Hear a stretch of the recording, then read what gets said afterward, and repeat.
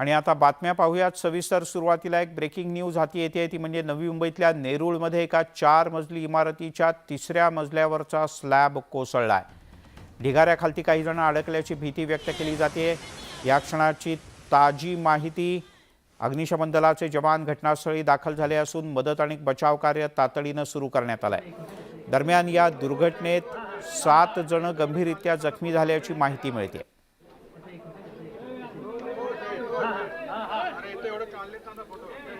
आपले प्रतिनिधी प्रमोद आपल्यासोबत जोडले गेलेत, काय अधिक माहिती आहे? नवी मुंबईतील नेरूळ येथील सारसोले या ठिकाणी तुळशी भवन म्हणून जी इमारत आहे, 4 मजली इमारत, त्या 4 मजली इमारतीच्या 3ऱ्या मजल्याचा स्लॅब कोसळलाय। 3ऱ्या मजल्यावर स्टाईल लावण्याचं काम सुरू होतं आणि ती स्टाईल ठोकत असताना तो स्लॅब जो आहे तो खाली आला। तो 2ऱ्या मजल्याचा स्लॅब आणि नंतर पहिल्या मजल्याचा स्लॅब, असा संपूर्ण स्लॅब, तिन्ही मजल्याचा स्लॅब कोसळल्यामुळे याच्यामध्ये 7 जण गंभीर जखमी झालेले आहेत। आता ताजी माहिती मिळते 2 जण याच्यामध्ये दगावलेले आहेत, 2 जण मृत्युमुखी पडलेले आहेत, तर 4 जण गंभीर जखमी आहेत आणि 4 जणांना व्यवस्थित रेस्क्यू करण्यात आलेला आहे। त्यामुळे आता अग्निशमन दलाचे जे जवान आहेत ते अजून कोणी अडकलेले का आहे या संपूर्ण इमारतीमध्ये जो ढिगाऱ्यामध्ये आहे का याचा तपास सुरू आहे। मात्र 3ऱ्या मजल्याला स्लॅब पडलाय, इमारत पडलेली नाहीये, त्यामुळे मोठी दुर्घटना घडली जरी नसली तरी ही अत्यंत दुर्दैवी दुर्घटना म्हणावी लागेल। प्रमोद, ही किती वर्ष जुनी इमारत होती आणि म्हणजे अशा काही याच्यात कमतरता गेल्या काही काळात आढळून आल्या होत्या का? कारण लादी बसवताना एका मजल्याचा नाही तर 3 मजल्याचा खोलीचा स्लॅब कोसळणं ही मोठी गोष्ट आहे। बरोबर आहे। नवी मुंबईमध्ये आपण बघत असाल अति धोकादायक इमारतींना नवी मुंबई महानगरपालिकेच्या वतीनं अनेक वेळा नोटिसा दिल्या गेलेल्या आहेत। मात्र अशा प्रकारच्या ज्या इमारती आहेत ज्या पूर्णपणे आता ढासळलेल्या आहेत, कधीही कोसळू शकतात, मात्र ते रहिवासी जे आहेत ते घर सोडायला मागत आहेत आणि त्यामुळेच अशा प्रकारच्या दुर्घटना मिलिंद वारंवार घडत आहेत। प्रमोद, तुर्तास धन्यवाद या माहितीबद्दल। त्यामुळे ही दृश्य आपण पाहतो, थोड्या वेळापूर्वीची अग्निशमन दलाचे जवान इथे पोहोचले, तातडीनं मदत आणि बचाव कार्य सुरू करण्यात आलं। प्रामुख्यानं आणखीन कोणी अडकलेलं नाही ना याची खातरजमा अग्निशमन दलाच्या जवानांच्याकडून सगळ्यात आधी करण्यात आली आणि ताजी माहिती मिळते त्यानुसार 1 किंवा 2 जण दगावलेले असण्याची भीती व्यक्त करण्यात येते।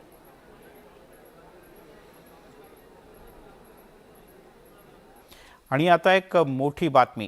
मुंबईच्या अनेक परिसरात पाणी कपात असताना पश्चिम मुंबईत एक मोठी पाईपलाईन फुटली। अंधेरी इथल्या लोखंडवाला परिसरात ही पाण्याची पाईपलाईन फुटली आणि लाखो लिटर पाणी वाया गेलं। पाण्याचं प्रेशर इतकं जबरदस्त होतं की या पाण्याचा फवारा जवळपास 7 मजले उंच इमारती इतका उडत होता। पाण्याची पाईपलाईन फुटल्यानं परिसरात पाणीच पाणी झालं। इमारतीच्या अनेक घरांमध्ये सुद्धा पाणी गेलं, यामुळे प्रचंड नुकसान झालं। दुपारी 3च्या सुमारास ही जलवाहिनी फुटली। आपण त्याची दृश्य पाहू शकतोय। इथून काही अंतरावरती असलेल्या इमारतीच्या गच्चीपर्यंत या पाण्याचा जबरदस्त फवारा उडत होता। त्यावरून आपण कल्पना करू शकतो की ही किती दाब पाण्याचा होता। ते जी इमारत तुम्ही आता दृश्यांमध्ये बघताय ती 7 मजल्याची इमारत आहे आणि त्याच्या गच्चीपर्यंत हे पाणी उडत होतं। आणि आता तमाम भारतीयांच्या दृष्टीने अभिमानाची बातमी, अर्थात भारताची चंद्राला गवसणी।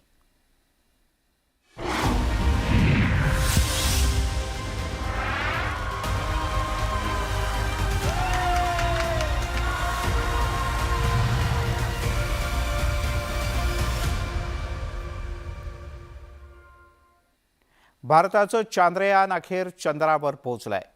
विक्रम लँडर चंद्रावर उतरलं आणि आता थोड्याच वेळात रोवर सुद्धा बाहेर पडणार आहे। इस्रोनं चंद्राचा एक फोटो ट्विट केलाय। चंद्रावर लँडिंग केलेल्या जागेचा हा फोटो आहे। लँडरनं चंद्रावरचा पहिला फोटो पाठवलाय। एवढंच नाही तर यानंतर चांद्रयानाच्याकडनं पहिला मेसेज सुद्धा करण्यात आलाय। आपण हा चांद्रयानानं पाठवलेला लँडिंगच्या जागेचा पहिला फोटो पाहतो आहोत।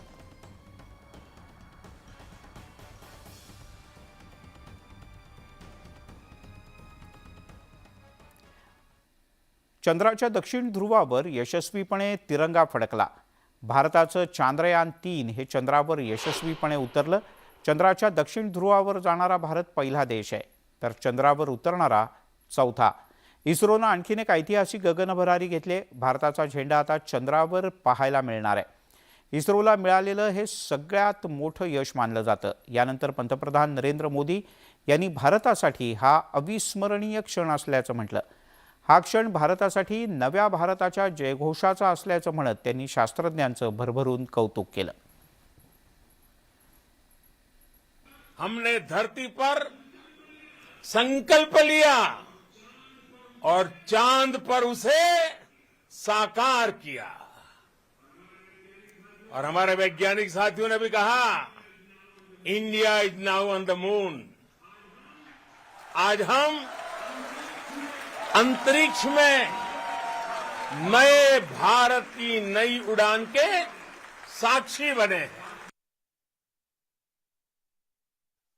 जी, आपका तो नाम सोमनाथ और सोमनाथ नाम चंद्र से जुड़ा हुआ है और इसलिए आज आपके परिवारजन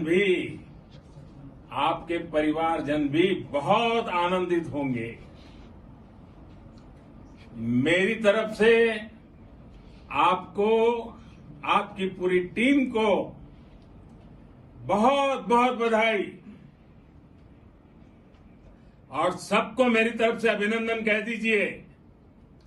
और हो सके उतना जल्दी मैं आप सबको रूबरू में भी बधाई दूंगा.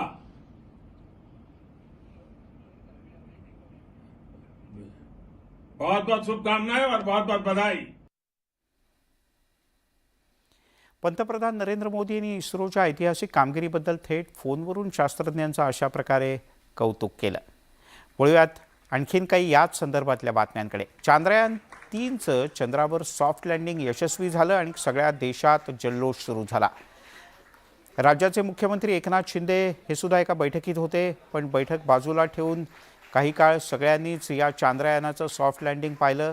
मुख्यमंत्री एकनाथ शिंदे यांनी उभं राहून टाळ्या वाजवल्या आणि मग उपस्थितांनी टाळ्यांचा कडकडाट केला.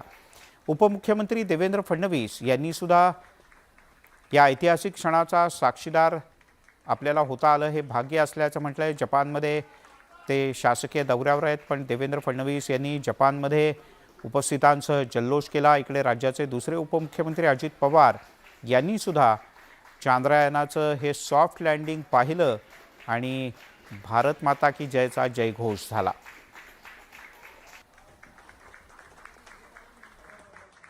या चांद्रयान-3 या मोहिमेमध्ये ज्यांनी योगदान दिलं ते सर्व शास्त्रज्ञ, संशोधक, तंत्रज्ञ सगळे ज्यांनी याच्यामध्ये सहभाग घेतला त्यांचं मनापासून अभिनंदन. जपानमधील आणि टोकियोमधील मोठ्या प्रमाणात जी काही आमची भारतीय कम्युनिटी होती त्यांच्यासोबत त्यांच्या उत्साहामध्ये सामील होत मला चंद्रयान मिशन पाहता आलं. याचा मला विशेष आनंद आहे आणि त्यांच्या चेहऱ्यावरचा आनंद आणि त्यांचा उत्साह हा माझा देखील उत्साह वाढवणारा होता. आजचा दिवस हा खरोखर अत्यंत महत्त्वपूर्ण असा दिवस आहे. देशवासियांना, जगाला आणि अखंड मानवतेला अभिमान आहे, मानव जातीला अभिमान आहे. हे यश केवळ भारताचं नाही तर ते संपूर्ण मानव जातीचं यश आहे.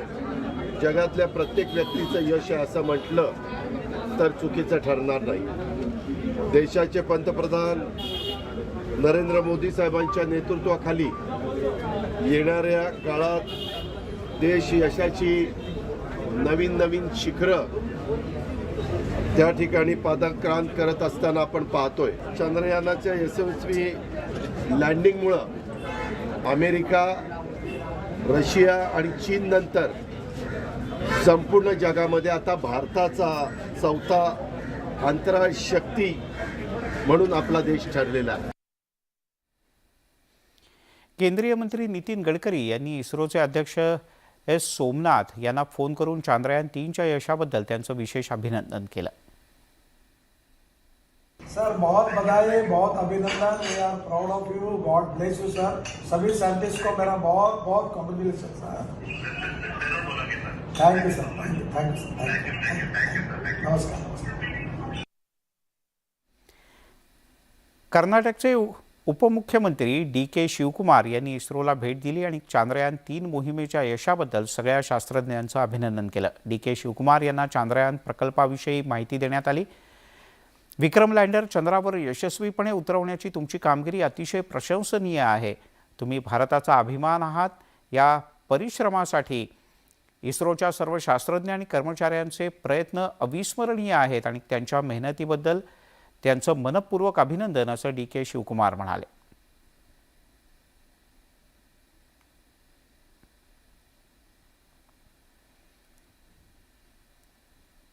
इस्रोचं चांद्रयान चंद्राच्या पृष्ठभागावर यशस्वीपणे उतरलं आणि देशभरात एकच जल्लोष सुरू झाला.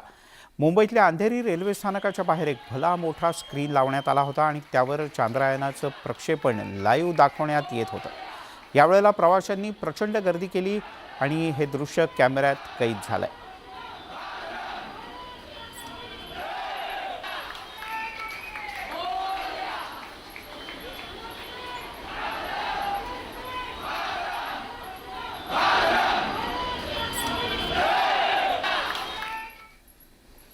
चांद्रयान-3 मोहीम फत्ते केल्यानंतर अभिनेता ऋषिकेश जोशीनं आपल्या खास शैलीत आपल्या भावना व्यक्त केल्यात.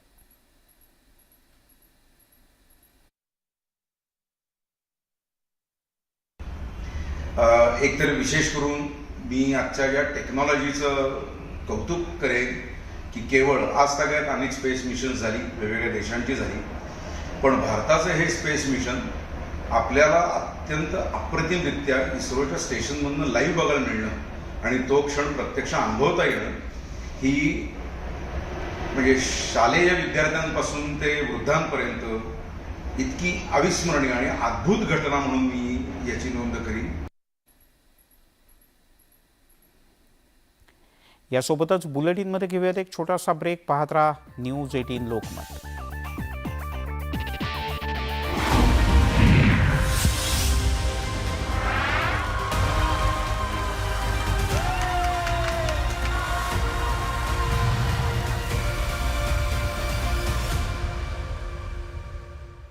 चंद्रावरती पाऊल ठेवल्याची भावना लोकमत समूहाचे एडिटर इन चीफ राजेंद्र दडा यांनी व्यक्त केली. इस्रोतील शेकडो शास्त्रज्ञांच्या अनेक वर्षांच्या अथक परिश्रमाचं हे फळ असल्याचंही ते म्हणाले.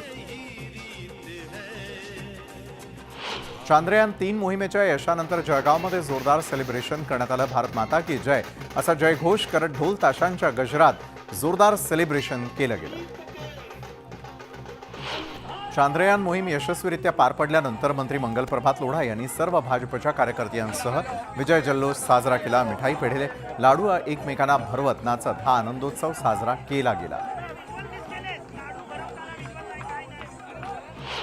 आमदार प्रवास अभियानांतर्गत भाजपचे गटनेते प्रवीण दरेकर जबलपूरमध्ये आहेत आणि चांद्रयान-3च्या यशस्वी लँडिंगनंतर दरेकरांनी सहकाऱ्यांसोबत मिठाई वाटप करत एकच जल्लोष केला. भाजप आमदार प्रसाद लाड मध्य प्रदेशमध्ये आहेत आणि तिथे त्यांनी चांद्रयान-3चं यशस्वी प्रक्षेपण पाहिलं आणि एकच जल्लोष केला. चंद्रयान-3 चंद्राच्या पृष्ठभागावरती सुरक्षितरित्या उतरला आणि भारतासाठी हा अभूतपूर्व क्षण असल्याचं ट्विट आदित्य ठाकरे यांनी केलं. भारताचं विज्ञान आणि खगोल क्षेत्रातलं स्थान सिद्ध करणारा हा क्षण आहे. इस्रो, भारतीय वैज्ञानिक आणि सर्व भारतीयांचं खूप खूप अभिनंदन, अशा प्रकारचं ट्विट त्यांनी केलंय. विजयी विश्व तिरंगा प्यारा, झंडा ऊंचा रहे हमारा असं ट्विट करत सचिन तेंडुलकरनं इस्रोच्या वैज्ञानिकांचं अभिनंदन केलं आणि या संदर्भात त्यानं ट्विट करत एस सोमनाथन आणि त्यांच्या टीमचं अभिनंदन असंही तो म्हणालाय.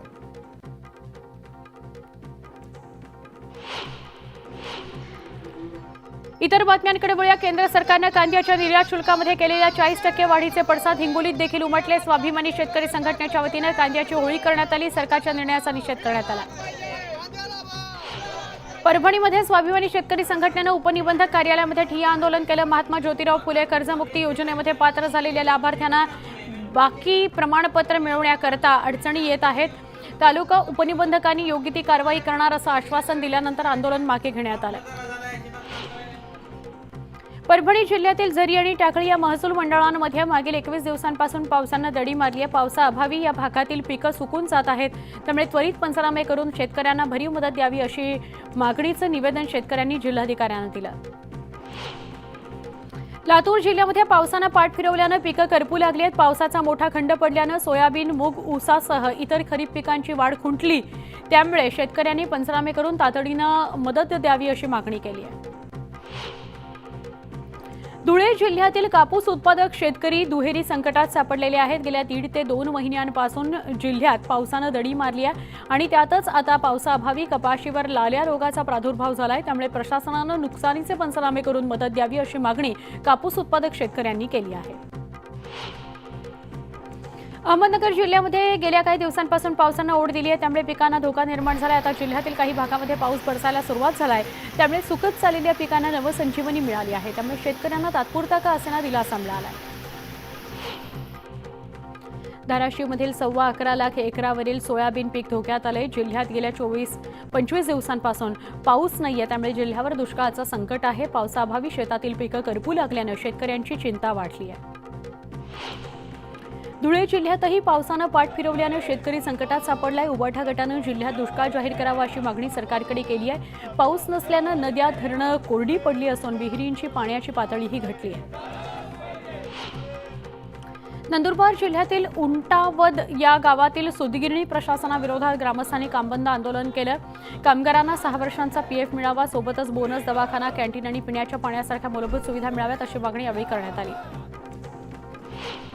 उल्हासनगर शहरातील ज्या शाळा आणि महाविद्यालयांच्या पाट्या इंग्रजीमध्ये आहेत त्यांना मनसेच्या विद्यार्थी सेनेनं इशारा दिलाय. या सगळ्या पाट्या मराठीत कराव्यात अशी मागणी मनसेनं उल्हासनगर महापालिका आयुक्तांना केली आहे. यासाठी मनसेकडून 15 दिवसांचं अल्टिमेटम देण्यात आलंय. उल्हासनगरमधील सिंधी बांधवांच्या च्वालिया महोत्सवाची मोठ्या भक्तिमय वातावरणात सांगता झाली. आज बरसी पर्व संपल्यानं सिंधी बांधवांनी उल्हासनगरमधील झुलेलाल मंदिरातील तलावामध्ये भक्तिभावानं मडकं सोडून आपला उपवास सोडला. यावेळी आयोलाल झुलेलालच्या घोषणांनी मंदिराचा परिसर दुमदुमून गेला. 31 ऑगस्टला मुंबईतल्या वरळीमध्ये प्रो गोविंदा स्पर्धेचा थरार रंगणार आहे. या गोविंदा स्पर्धेकरता अंतिम 16 संघांची निवड करण्यात आली. या स्पर्धेचा थरार दाखवणारा ट्रेलर लॉन्च करण्यात आला आहे. छत्रपती संभाजीनगर शहरामध्ये डेंग्यूनं डोकं वर काढलंय. दर 2 दिवसाला एका रुग्णाची भर पडते. यामुळे आरोग्य यंत्रणा खडबडून जागी झाली आहे. जनजागृती मोहीम राबवली जाते. नागरिकांना आरोग्याची काळजी घेण्याचं आवाहन आरोग्य प्रशासनाच्या वतीनं करण्यात येत आहे. अमरावती जिल्हा परिषदमधील 120 पैकी तब्बल 84 अधिकारी आणि कर्मचारी सेवा प्रवेशोत्तर परीक्षेमध्ये नापास झालेत. वेतनवाढ आणि पदोन्नती ही परीक्षा घेण्यात आली होती. मात्र परीक्षेचा निकाल केवळ 23% लागल्यानं अधिकारी आणि कर्मचाऱ्यांच्या कार्यपद्धतीवर प्रश्नचिन्ह निर्माण झालेलं आहे. अहमदनगर महापालिकेच्या पालिकेमध्ये मागील आठवड्यामध्ये राज्य सरकारनं 15 कोटींच्या निधीला स्थगिती दिली आहे. तर जिल्हा नियोजन मंडळातून महापालिकेला दिला जाणारा निधी सुद्धा रखडल्याची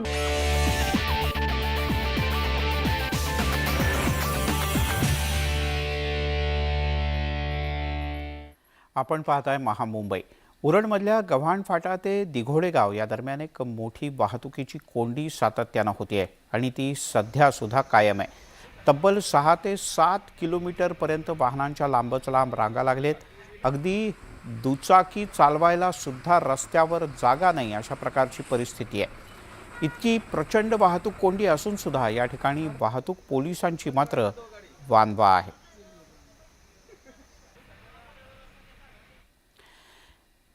या बुलेटिनमध्ये इथेच थांबूया. ताज्या बातम्यांचा ओघ न्यूज 18 लोकमतवर सुरूच राहील.